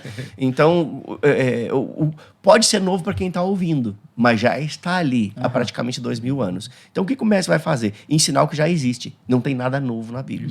Quando você pensa em criar algo novo, uma nova doutrina, uma nova revelação, todas as seitas, elas nasceram de novas revelações que vieram de um anjo, que vieram de uma aparição, disso, daquele outro e tal, né? Não. Um mestre, segundo a Bíblia, ele vai garimpar na palavra e a Bíblia se explica pela Bíblia. Você não faz de um texto isolado uma doutrina. Você vai precisar ter toda uma coletânea de outros textos que fundamentam aquilo que você está dizendo para que você possa passar aquilo com segurança para as pessoas e de uma forma simples. Esse é o mestre. Exatamente. Bom demais. A gente falou, então, né, resumidamente, sobre os 5, né, ministérios e tal. Mas vamos falar. Que não foi resumido. Mas resumido, né? Bem resumido. Mas dentro dos, né, a gente fala dos 5 também tem os socorros, né? E qual seria, né, essa função? Como é que eles se movem, né? As pessoas que estão debaixo dessa influência, né, dos socorros, que a Bíblia fala. Pastor Silvio. Pronto. Só para deixar claro que socorro não é a SAMU, né? Quando o Ministério de Socorros, as pessoas não entendem muito o que é socorro. Ministério de Socorros, e a Bíblia fala sobre isso, né? Socorros e governos. Né? Governos, está falando de governo da igreja, que está no ofício do pastor. Né? Mas socorros é tudo aquilo que promove o bom andamento do culto e da igreja como um todo, de tudo que funciona na igreja. Né? Então, na verdade, todos os que servem na igreja fazem parte do Ministério de Socorros, inclusive o pastor, ainda que esteja no ofício. Por quê? Socorrer é servir. Né? Então, assim, a pessoa que serve o copo de água para o ministro, acende a luz da igreja, varre o chão, arruma a cadeira, regula o microfone, todos aqueles que servem na igreja, que chegam antes, o Ministério de Música. Né? O Ministério de Música é parte integrante do Ministério de Socorros. Eles não são os levitas, até porque não levitam. Né? E até porque não fazem parte da tribo de Levi. Se você quiser saber mais sobre isso, faça o remo. Vida de louvor, você vai aprender. Vamos chamar os levitas. Todo mundo levitando, né? Não, a tribo de Levi já passou. Né? Você não faz parte da tribo de Levi, então para com essa noia. Pelo amor de Deus. Até porque, pastor, se fosse valer isso, todo mundo do corpo de Cristo faz parte da tribo de Levi. Porque todos serviam. A tribo de Levi carregava os trem em tudo. Não é? Então, levita não era só quem tocava a harpa. Levita era quem carregava os coros da tenda, as colunas, montava, desmontava. Tudo. Os diáconos são levitas. Chama os levitas. Todo mundo é levita. Aí esvazia a igreja e fica só os membros. Tem alguns ministérios, alguns músicos, né, de alguns ministérios que cobravam isso, diziam, a gente que é músico deveria receber algum salário da igreja. Por quê? Porque a tribo de Levi recebia algo. Ué, mas levita todo mundo que trabalha na igreja. Então todo mundo vai ter que receber. Todo mundo vai ter que receber. Não tem sentido isso. Mas enfim, né? Então o Ministério de Socorros basicamente é isso, né? Ele assiste o bom andamento do ministério, não só do culto, mas do ministério como um todo. Por exemplo, né? Nós estamos aqui gravando um podcast, né? Ali atrás da câmera tem o nosso amigo, fiel companheiro chamado Fábio Campelo, né? Ele tá ali, né? Com aquela barba gigante dele, ele tá fazendo parte Barba agora. apostólica. Barba apostólica, né? Eita, rapaz, né? Ele faz parte do Ministério de Socorros. Você está aqui mediando essa conversa. Você faz parte do Ministério de Socorros. Nós estamos aqui ministrando a palavra, ensinando, trazendo, né, princípios, né, que nós estamos fazendo, servindo, né? Ministério de Socorro, todos nós. Jesus veio para servir, não para ser servido. Jesus é o maior exemplo de alguém que serviu no Ministério de Socorros. Então, não é um ministério inferior. É um ministério tão relevante quanto todos os outros, até porque todos nós fazemos parte deste. Exatamente. Muito bom. Exatamente. Eu, trazendo trazendo uma situação, assim, né? Um exemplo, na verdade. Uma vez eu escutei eu não lembro qual era o pastor que falou, mas ele contou uma história a respeito de um homem que chegou na NASA, né? E quando ele chegou na NASA, né, ele encontrou um faxineiro, ele estava varrendo. E aí ele perguntou pro faxineiro, mas o que tu tá fazendo aí, só varrendo? Ele disse, não, eu tô levando o homem para a Lua. Daí ele disse, não, como assim? Enquanto eu varro aqui, se eu não varrer aqui, pessoas não conseguem trabalhar. Se pessoas não conseguem trabalhar, outras pessoas não vão conseguir trabalhar e vai chegar. É uma escada até o homem ir para a Lua. Isso. Então, eu vejo geralmente o Ministério de Socorros com esse exemplo, né? As pessoas às vezes não conseguem perceber a grandiosidade daquilo que elas estão fazendo no servir. Né? E às vezes as nomenclaturas, né, que são dadas, né, e é bíblico, né? Mas às vezes a pessoa se sente inferior, só que ela se esqueceu. Rapaz, posso dizer um negócio aqui? Vai lá. Vamos polemizar. Não é? Meu Deus. Vai ter muito, sabe, muito servo de Deus que serve no Ministério de Socorros que vai ter um galardão maior do que o pastor. Exatamente. Por causa do coração acertado, sabe? Talvez, né, aquele pastor ou aquele apóstolo, tal, meio vaidoso, orgulhoso, enfim e tal, né? Provavelmente o galardão de alguns apóstolos, pastores, profetas, evangelistas e mestres vai ser inferior àquele que serve no Ministério de Socorros com o coração inteiro. Entende? Então, assim, no reino de Deus não tem melhor nem pior. Todos nós estamos imbuídos no mesmo propósito. Exatamente. Não importa se você recebe 5 talentos, 3 ou 1. O que importa é trabalhar em cima do talento que tem, né? Até a gente tocou ali, né, na questão do evangelista Billy Graham. Eu li, eu não lembro qual livro que eu li, que perguntaram para a mãe dele, né? Mas você, o seu filho, olha, viaja para tudo que é lado e você nunca quis fazer nada diferente. Você nunca quis, né? Olha quem é o seu filho. Ele disse, não, Deus falou para mim o que eu deveria fazer. Cuidar do meu filho. E porque a mãe do Billy Graham cuidou dele, todas as almas ficam na conta dela, que ela não apareceu, ninguém sabe quem é, alguns nem sabem quem é, mas ela entendeu qual é o valor de ser. Amém. Isso é bom demais. Exatamente. As definições a gente já falou, né? A importância, a gente tocou um pouquinho, acho, né? Qual é a importância? A gente dá pra você ir. já tocou um pouco, né? A abrangência, né? Os locais de atuação. A gente chegou a tocar? Acho que não chegamos a tocar, né? Quais são a abrangência dos 5, assim? A gente tocou muito pouco, mas tocamos, né? Quando o pastor Silvio falou sobre a importância, por exemplo, do evangelista dentro da igreja. Então, a gente vê que existe aquele lugar onde ele opera, né? Onde ele abrange, mas você vai ver que, no final das contas, ele tem que operar fora e dentro. Então, tecnicamente, vamos dizer assim, o pastor ele opera dentro da igreja local. Só que ele também ele pode ensinar, ele pode ir para algum lugar, ele pode ser usado por Deus para abrir uma igreja, eventualmente ele pode estar numa cruzada evangelística junto com o evangelista. Então, isso não está muito assim circunspecto, fechado dentro de um lugar. Assim como o evangelista, como foi dito pelo pastor Silva.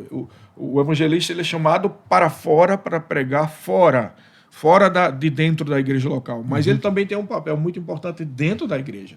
Porque se ele não ensina e ele não fala, ele não desperta o dom em quem está dentro. Assim também o apóstolo, assim também o mestre. O mestre não é só dentro, mas fora também. Às vezes a pessoa é um mestre e ele está tendo um curso numa universidade qualquer ou em algum lugar fora da igreja local, num ambiente mundano, e às vezes pessoas do mundo vêm perguntar coisas a respeito da Bíblia para ele, e aí ele vem no ofício de mestre e ensina aquela pessoa, e de repente o ofício de mestre no contexto exterior pode ser usado como um evangelista, porque no que ele responde, pastor, há um suposto mistério que alguém que é do mundo, que não conhece a Cristo, quando ele responde, ele não só é usado como mestre, mas ele é usado como alguém que vai destravar aquele negócio que está sendo fechado, e até mesmo, como você disse, o evangelista é um recrutador, ele vai ser usado como um recrutador. Né? Até mesmo ele não sendo pastor, mas ele pode ser a mão do pastor para cuidar de alguma vida também. Então, existem os ofícios que trabalham em determinados lugares, dentro ou fora da igreja, mas, na verdade, nós todos trabalhamos dentro e fora. Né? Eu não sei se o pastor Silvio tem mais alguma coisa. Não, basicamente é isso mesmo. Né? Eu creio assim, alguém que tem um chamado apostólico, por exemplo, né? Ele não vai estar só implantando igreja. Né? Ele tem um chamado, assim, eu diria que um apóstolo, ele é como um empreendedor ministerial. Ele sempre está vendo possibilidades. Né? E as possibilidades nem sempre é implantar uma igreja. Às vezes a possibilidade é você ser uma influência. No seu bairro, na sua cidade, no seu estado e na sua nação. Então, você vê nitidamente que isso é o quê? É a unção apostólica tocando as esferas da sociedade, não só dentro da igreja, entende? É que a nossa mente, às vezes, fica muito bitolada, sabe? No nosso crentez, no nosso mundo gospel. Né? Mas nós estamos no mundo para mudar o mundo. Exatamente. Né? Se a gente entender que os ofícios, né, eles foram estabelecidos, né, pelo Senhor para que a gente edifique o corpo, mas também seja uma influência, porque o apóstolo Paulo ele mudava contextos. Ele não ficou preso num lugar. Né? Ele estava no meio de ambientes. Exatamente. Então, ele foi para lugares, ele mudou a cultura de regiões. Né? Então, o ofício apostólico, os ofícios ministeriais, eles têm um papel fundamental. Tocar a nossa cultura. É estabelecer a cultura do reino na cultura da terra. Trazer a influência do céu para ser uma influência na terra. Esse é o papel dos ofícios ministeriais, né? Do corpo de Cristo como um todo. Sim, é o corpo de Cristo como um todo. Mas existem alguns, né, que operam nesses ofícios que têm uma habilidade espiritual para se mover e conseguir entrar em esferas, né, seja da política, seja de governos, seja de gestão da cidade, que também é governo, enfim, né, ele vai ter essa habilidade para poder passear, né, e ser uma influência. Né? Esse é o papel da igreja. Bom demais. Paulo foi influência até mesmo na cadeia, né, que a Bíblia diz que toda a guarda pretoriana ouviu do evangelho porque ele estava nas cadeias. Ele preso lá, uma brechinha de nada que a guarda pretoriana mudava, ficava lá vigiando ele no buraco, que a prisão dele era uma pedra lá em Roma, né? Dentro de uma pedra, e aquela guarda pretoriana era trocada de horas em horas, acho que era de 3 em 3 horas, e ele disse que as cadeias dele fez com que toda a guarda pretoriana ouvisse o evangelho. Isso é saber ser uma influência, independente, mesmo dentro da cadeia. Né? É isso que o pastor disse. Bom demais. Acho que vamos pular já para as partes finais aqui. Acho que vamos falar, que eu acho que é muito importante, como desenvolver cada ministério e auxiliar no desenvolvimento das pessoas com esses chamados ministeriais. Como assim? Como que eu posso me ver? Dentro dos 5 ministérios, ele estava falando ali e parece que tem alguma coisa ali que bate mesmo. É por isso que eu sou assim, é por isso que eu vejo dessa forma. Até eu estava lendo um livro, né, e um dos livros ele diz assim que os 5 ministérios é como se fosse influência, a gente falou de influência, né, mas uma mentalidade, né? Então tem pessoas que estão debaixo de uma influência apostólica, o apóstolo ele vê muito longe. Então as pessoas que estão debaixo, tu começa a ter uma influência, uma mentalidade de conseguir enxergar. O profeta a mesma coisa, tu atrai, a manifestação do céu parece que é muito mais palpável, tu vê muito mais claro as coisas. Enfim, mentalidades, né? Então, talvez alguém está escutando, né? Aqui, está vendo, mas olha, eles estavam falando e aquilo estava... Como é que a pessoa começa a se ver? Até o pastor tocou, né? No assunto, né? Está com outros, mas mais algumas coisas que vocês possam dar aí, dicas? Eu entendo assim, é extremamente importante nisso aí que você falou e tudo mais que a gente vem falando agora, a importância da igreja local. Né? Existe hoje, infelizmente, esse fenômeno dos desigrejados, pessoas que estão frustradas com alguma coisa da igreja, mas eu não vejo isso como algo positivo, isso é extremamente negativo. E nesse sentido, trazendo aqui para o que a pergunta, né? Como é que eu descubro? Se eu estou sentindo, estou percebendo, como é que eu descubro? Que chamada eu tenho? Aí é onde entra a importância da igreja local. Nesse texto que nós citamos, que até a gente nem leu, né? Mas eu vou ler aqui antes de tudo, que é para ficar como base, né? De Efésios capítulo 4, a partir do versículo 11 ao 14, diz assim: Ele mesmo concedeu uns para apóstolos, outros para profetas, outros para evangelistas e outros para pastores e mestres, com vistas ao aperfeiçoamento dos santos. Aí já começa a responder, né? Para o desempenho do seu serviço, para a edificação do corpo de Cristo, até que todos cheguemos à unidade da fé e do pleno conhecimento do Filho de Deus. Olha só isso aqui: a perfeita varonilidade, à medida da estatura da plenitude de Cristo. Tem mais aqui, mas eu queria parar aqui. Até que cheguemos à unidade da fé e à medida da perfeita varonilidade da estatura de Cristo. Simplesmente ele está querendo dizer que os 5 dons ministeriais são levantados para que a gente aprenda a ser cada vez mais parecido com Cristo. E Jesus, quando estava aqui, ele tinha, por exemplo, o costume, diz lá em Lucas capítulo 4, versículo 16, que ele, segundo o seu costume, ia para a sinagoga. Então, Cristo, quanto mais a gente se parece com Cristo, mais a gente quer estar na igreja. Esse movimento de ir fora da igreja não está parecendo com Cristo. Quando a gente se parece com Cristo, a gente quer estar dentro da igreja. Aí é onde entra a questão do que você falou, da pergunta.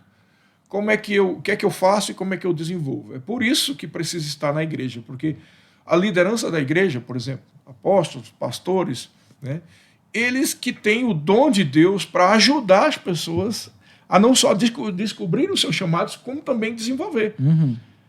E a gente servindo na igreja local é aonde o lugar ideal, o lugar perfeito para que os nossos dons, as nossas habilidades, que às vezes a gente nem está percebendo, seja manifesta diante das lideranças, e aquelas lideranças têm a capacitação de Deus. O pastor, por exemplo, ele tem a capacitação de Deus, o apóstolo, que vai identificar, de trazer aqueles dons ministeriais para um treinamento correto dentro dos padrões bíblicos. Isso. A gente não consegue ser treinado em Deus para ser um pastor, um apóstolo, ou qualquer coisa que a gente tenha, qualquer um desses dons que nós tenhamos, ofícios ministeriais, em casa, sem ir para o culto, sem trabalhar na igreja. Não tem, a gente tem que estar trabalhando. Então, eu percebi que eu tenho um chamado. Eu já vi isso também em igreja. Já vi o pastor, já tenha pego isso, esses exemplos. A pessoa diz, eu tenho um chamado para ser pastor. Aí quando você coloca o rapaz para ficar na portaria da igreja, ou fazer alguma coisa, isso não é para mim, não. Pastor não está me reconhecendo. Ora, para você ser um pastor, você tem que começar de baixo, como todo mundo, né? Servir, aprender antes de tudo a servir. Isso não é bem um tratamento de exército, mas é aprender a servir. Todos os chamados, eles têm aquilo que o pastor disse aí, a questão do coração. E nós temos que mostrar como o nosso coração é. E as nossas falhas também. Às vezes coisas do nosso temperamento que precisam ser tratadas, coisas que nós temos como traumas e coisas erradas que nós temos na nossa vida, mau costume, que só vão ser expostos quando a gente está em comunhão com os outros. Então precisamos nos expor para sermos treinados, sermos corrigidos, sermos advertidos, sermos ensinados, sermos treinados, sermos acompanhados, sermos supervisionados, mentoreados. E isso só existe dentro da igreja. Então, se a pessoa percebe que tem um chamado, a dica que eu dou é, sabe o que você deve fazer, meu irmão? Procura a igreja local, se junta com o pastor, com a liderança, se abre para eles, mostra que você quer servir. Não é que eu sou um pastor, que eu sou um apóstolo, que eu sou um evangelista. Quer servir. E aí, no serviço cristão, é onde Deus vai trabalhar o seu treinamento. Amém, amém. Isso mesmo, né? É aquela velha história que todo mundo sabe, né? Se você quer amadurecer as maçãs verdes, põe a madura lá no meio. Então, se você tá verdinho, né? Se associa com quem tá maduro e você vai pegar da influência. Mas, só trazer alguns conceitos aqui. Algumas pessoas, elas pensam que se elas não tiverem um chamado dentro dos 5 dons ministeriais, elas estão desqualificadas, se sentem diminuídas, inferiorizadas. E assim, eu quero trazer esse ensino aqui para trazer leveza sobre as pessoas. Isso. Nem Amém. todo mundo foi chamado para operar nos ofícios ministeriais. Isso. Né? A Bíblia diz que ele mesmo concedeu uns para e outros para. Não está dizendo que todos. Né? Então, se porventura você não se vê operando nenhum dos ofícios ministeriais, é porque muito provavelmente, né, você foi chamado para servir no Ministério de Socorros ou talvez, né, como um ministro da reconciliação, que na verdade é um comissionamento para a igreja como um todo. Isso. Todos nós fomos chamados para sermos ministros da reconciliação. Ser um canal de Deus para reconciliar o homem com Deus. É um chamado coletivo para a igreja como um todo. Então, isso não me faz menos do que ninguém, caso eu não opere em um desses ofícios. Entende? É melhor você passar a sua vida inteira congregando e exercendo o ministério como um ministro da reconciliação do que querer estar em um lugar que você não foi chamado para estar. Lúcifer caiu, Lúcifer é anjo de luz, né? Ele se tornou, né, Satanás, o senhor das moscas, né, o inimigo, né? Por quê? Porque ele quis ser o que Deus não o chamou para ser. Isso. E isso o desqualificou, isso o desaprovou. Então, essa busca obstinada pelo reconhecimento das pessoas, não, eu sou um pastor, eu sou um apóstolo, eu sou um profeta. Você é filho de Deus. Filho de Deus. Eu sou filho de Deus. Qual é o melhor status, ou o maior status que eu tenho? Ser filho de Deus. O resto... Entende? É só adendo. Até porque quando eu for para a glória, não vai ter. Até o nome vai ser trocado. Né? Até o nome vai ser trocado. Então, pronto. Né? Na minha identidade, não tem PR nem AP. Pronto. Quem é você? Silvio, filho de Deus, que opera em um ofício. Ponto. Para a edificação do. Aí o dom, só para pegar aqui, né? O dom não é para mim. Isso aí. Entende? O dom é para o corpo. Exatamente. Se o dom é para o corpo, logo não é meu. Ele opera em mim, mas é para o corpo. Se ele não é meu, eu não tenho que me orgulhar daquilo que não é meu. Eu não tenho que me envaidecer daquilo que não é meu, porque ele é para o corpo. Né? Então, assim, eu me lembro de uma... E eu quero falar isso com equilíbrio aqui, não descredibilizando ninguém, nem a mim mesmo, nem a criação de Deus. Né? Mas eu me lembro de uma professora minha, né? Ela disse algo interessante na minha época de seminário, né? E eu dentro de um contexto, ela dizia seguido: limite-se à sua insignificância. Não quer dizer que nós somos o vermezinho do Jacó, não quer dizer que a gente é o caco de telha que raspou as feridas de Jó. Está dizendo o quê? Que nós, sem Jesus, não somos nada. Nós, sem o Espírito Santo, não somos nada. O querer e o efetuar é dele. Nós somos apenas um canal pelo meio do qual Deus opera. E se esse canal estiver desobstruído, Deus vai operar. Se ele estiver obstruído, Deus vai levantar outro. Simples assim. Então, tudo é dele, por ele e para ele. Amém. Isso que o pastor Silvio é muito importante. Eu queria até dizer uma coisa assim que... Isso que ele falou agora faz um link com o que a gente estava falando no começo, né? Quando eu disse que a igreja está muito ocidentalizada. Isso. Então, essa necessidade de ser reconhecido traz uma pressão muito grande. Ele até falou aí, eu quero trazer um alívio. E Deus tem tratado muito comigo e me ensinado muito sobre a parábola dos talentos. Né? Algumas pessoas dizem assim, eu li algumas pessoas que fez uma exegese e disse que talento tem a ver com dinheiro, ali estava falando de dinheiro.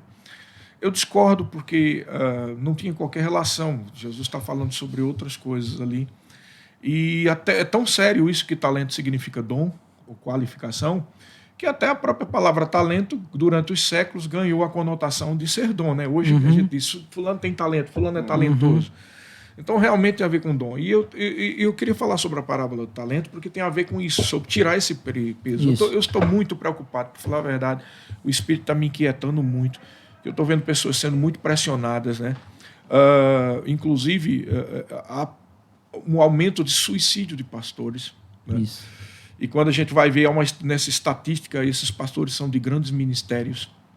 O que só faz dar credibilidade à teoria que eu vou colocar aqui, que é a seguinte: quando a gente está buscando ser alguma coisa, produzir algo, né, ter algum valor diante do nosso ministério ou de outras pessoas, quando a gente está se comparando e achando que a gente poderia ser isso, ou quer ser o pastor, ou então vem com esse chamar, eu sou pastor, eu sou aquilo, quero ser reconhecido. A gente traz um peso muito grande sobre nós. E a explicação está na parábola do talento. Ali Jesus fala que a uns ele deu 5 talentos, a um deu 5 talentos, presta bem atenção nesse detalhe, a outro ele deu 3 talentos, e a outro ele deu 1 talento, aí diz assim, conforme a capacidade de cada um. O que está acontecendo hoje em dia é que nós estamos sendo forçados, mas às vezes nós temos um talento ou 3, estamos sendo forçados a procurar produzir 10, como se nós tivéssemos 5, sem ter a graça para fazer os 5. Você está entendendo?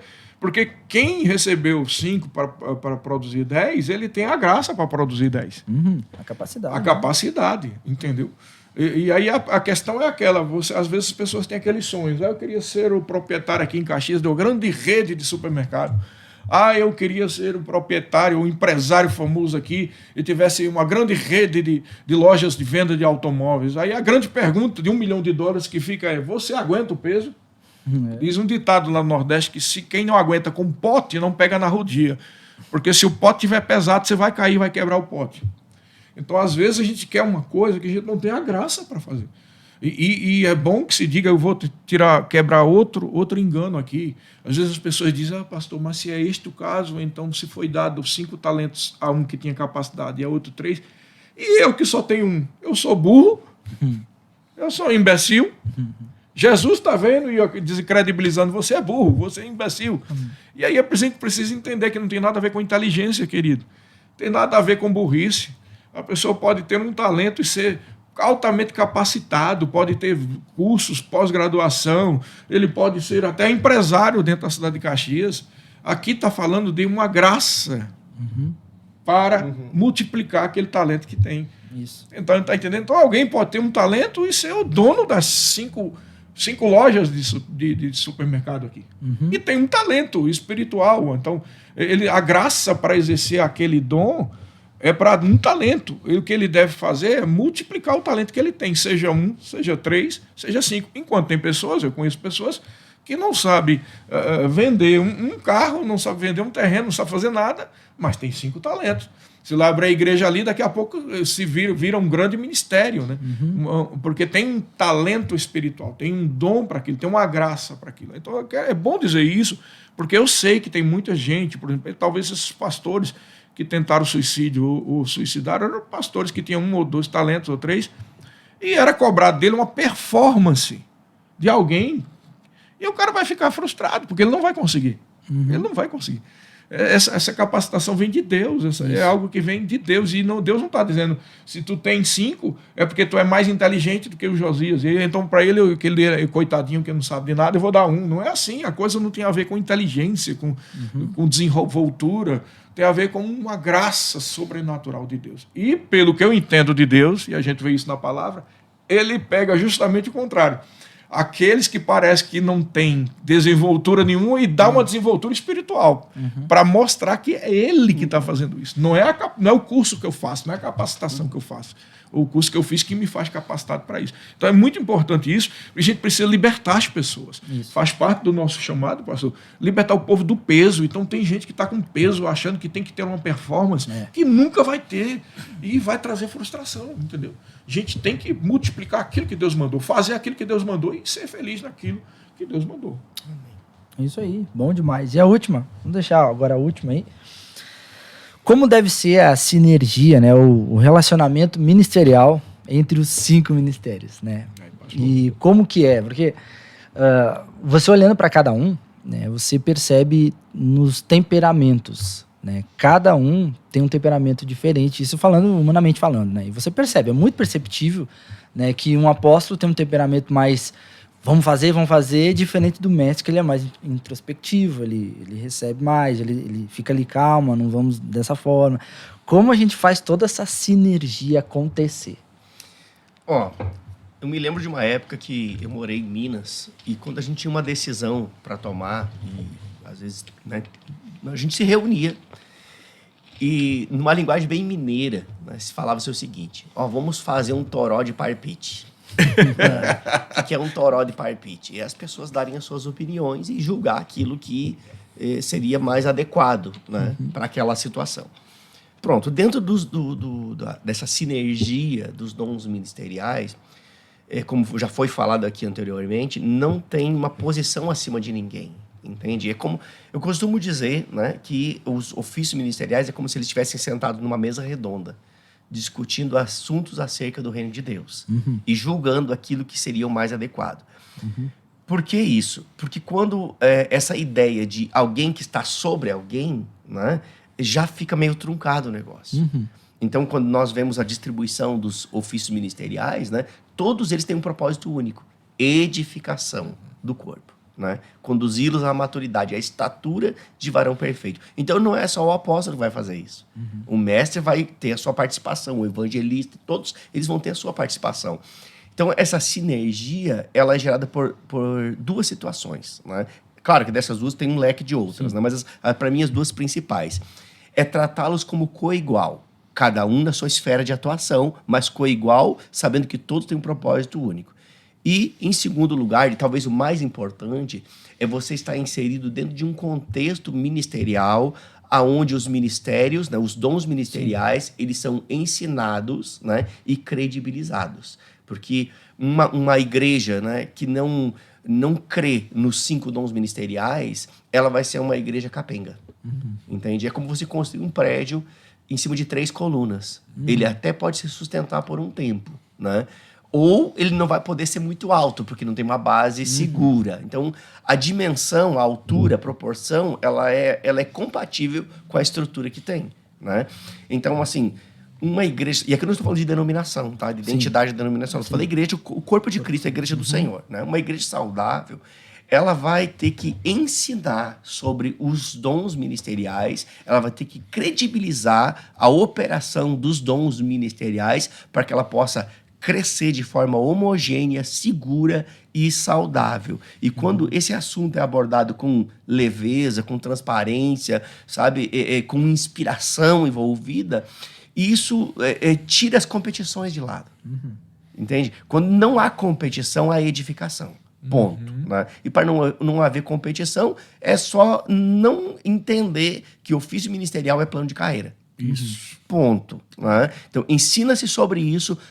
E quando o assunto é ensinado, quando se dá liberdade para os ofícios ministeriais operarem, né, automaticamente vão surgindo no meio da igreja aqueles que têm um chamado para o profético, para o apostólico, para o mestre, porque eles estão num ambiente onde isso é incentivado, porque é dada a devida relevância, a devida importância. Bom demais.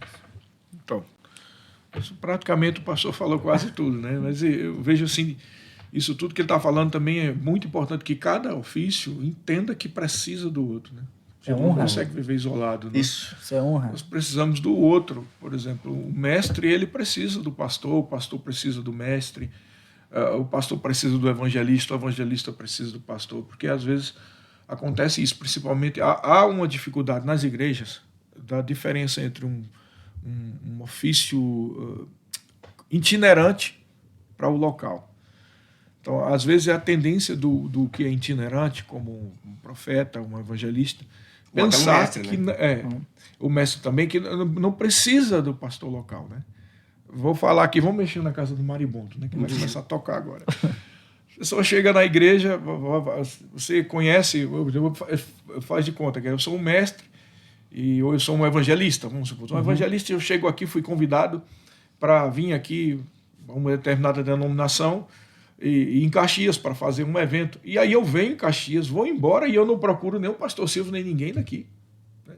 Então, assim, não quer dizer que eu tenho que bater continência. Estou aqui, soldado, né? Sérgio Neiva batendo continência para o capitão Silvio, não é isso. É que se nós fazemos parte de um corpo, ainda mais gente se conhecendo, ainda mais ele sendo pastor aqui da igreja local, no caso, que nós somos da mesma denominação, por exemplo, Sim. É estranho, é antiético, é falta de amor. É como se eu dissesse, eu não preciso do pastor Silvio, não preciso de pastor de lugar nenhum. Eu só tenho que me mover no meu chamado. Então, se eu fui convidado pela igreja Beltrana de tal para estar aqui em Caxias, foi a minha unção, foi o meu chamado que abriu essas portas. Não foi o chamado do pastor Silvio, não foi, mas nós fazemos parte de um corpo. Então, se eu conheço o pastor Silvio, se eu conheço vocês, estou tendo essa comunhão aqui com vocês, participando desse podcast, não só é necessário que eu more em Caxias e seja pastoreado por ele, mas a unção que está sobre a vida dele está trazendo influência positiva sobre mim, está agregando valor, está agregando ensinamento, está agregando comunhão. É muito importante a comunhão. A Bíblia fala muito sobre o partir do pão, sobre a comunhão. Isso. Então, que aí o povo, o mundo ia conhecer que nós fazemos parte do corpo e somos cristãos por causa do amor que a gente tem. Então, isso é muito importante, porque acontece às vezes de ministérios que viajam como evangelista andarem pelos lugares sem conversar, sem procurar ninguém.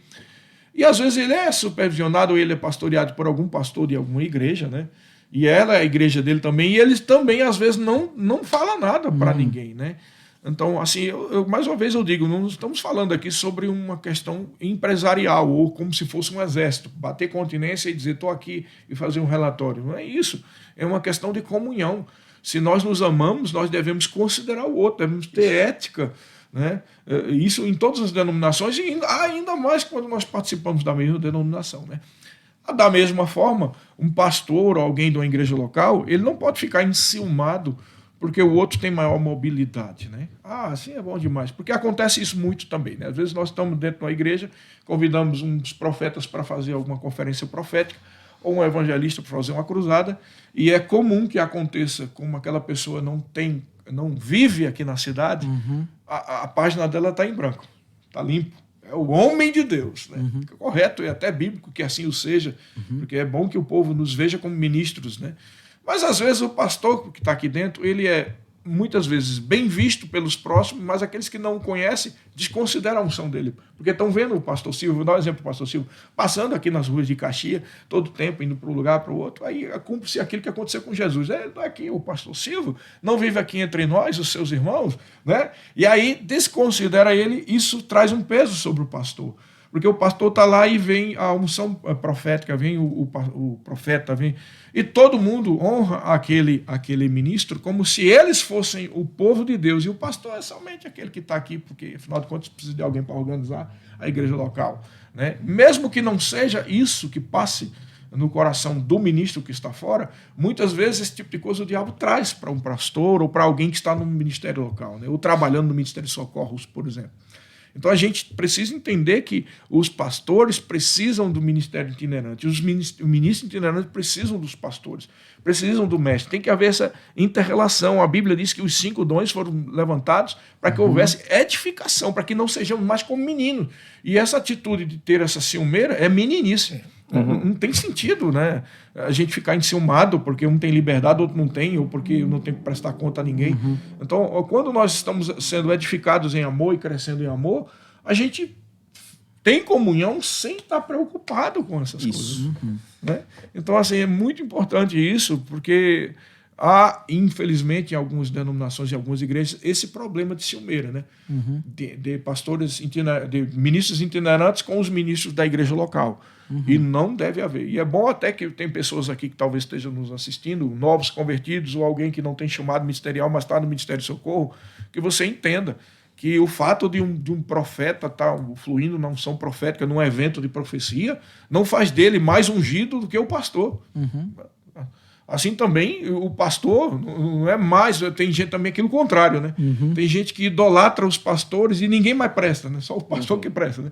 Então, esses são extremos, são desequilíbrios que mostram infantilidade. E no texto de Efésios 4 diz que é justamente por isso que Deus levantou os 5 dons ministeriais. Para tirar a meninice. E a gente amadurecer como Jesus Cristo quer. Amém. Só para finalizar esse assunto da sinergia, né? Da convivência entre os ofícios... o texto diz que eles existem, foram estabelecidos para a edificação do corpo. Ponto básico. O profeta faz parte do corpo. Exatamente. O evangelista faz parte do corpo. Não é para os outros, é para nós também. Então, se os ofícios foram estabelecidos para a edificação do corpo, e eu entendo que eu também sou o corpo, eu vou entender, eu preciso deles. E eles precisam de mim. O dom que está em mim opera para beneficiá-los. O dom que está nele opera para me beneficiar. Então, eu vou receber, sem espírito competitivo. Exatamente. Bom demais. Isso mesmo. Eu acho que se eu puder auxiliar junto, né? Mas eu falo geralmente para o pessoal mais novo, né? E para tentar explicar, até no Rema, é explicado a respeito da mão, né? Cada usa a mão esquerda, que tem a aliança, né? Então eles explicam cada um, o dedão vai ser o apóstolo que toca, né? Vai tocar nos outros, né? E às vezes toca até no socorro, porque ele vai e estabelece.